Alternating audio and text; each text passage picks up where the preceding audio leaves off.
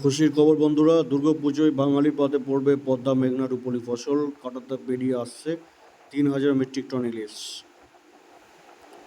বর্তমান পত্রিকায় প্রকাশিত এই খবরে স্বাভাবিকভাবে উচ্ছ্বাস বাঙালি পাঠকদের এবং ভোজন রসিকদের। কি বলছে দুর্গাপুজো পর্বে বাঙালির রসনা তৃপ্তিতে সুখবর, কাঁটাতারে বেড়া টপকে পদ্মা মেঘনা রূপলী ফসল ইলিশ আসছে এপারে। বিস্তর টাল বানানোর পর বাংলাদেশের নতুন সরকারের বাণিজ্য মন্ত্রণালয় শনিবার এ সংক্রান্ত নির্দেশিকা জারি করেছে।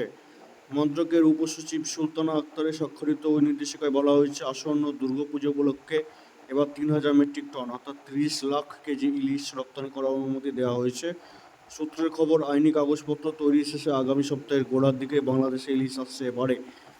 এ বিষয়ে কলকাতার ফিশ এক্সপোর্টার্স অ্যাসোসিয়েশনের সভাপতি অতুল দাস জানিয়েছেন, সব ঠিকঠাক থাকলে আশা করা যাচ্ছে আগামী 26শে সেপ্টেম্বর সীমান্ত পার করবে ইলিশবাহী বাংলাদেশি কন্টেনারগুলি। অতএব চিন্তা নেই, এবার থেকে পুনরায় হাসিনা সরকার উৎখাতের পর মোহাম্মদ ইউনূসের নেতৃত্বাধীন বাংলাদেশ সরকারের আগমনের পর অনেকে সন্দেহ করেছিল যে ভারতবর্ষে ইলিশ রপ্তানি বন্ধ হবে। তো সুখবর, তারা তাতেও শিলমোহর দিয়েছে রপ্তানির পক্ষে। অতএব পুজোর এই মরশুমে সকলে ইলিশ পাবে।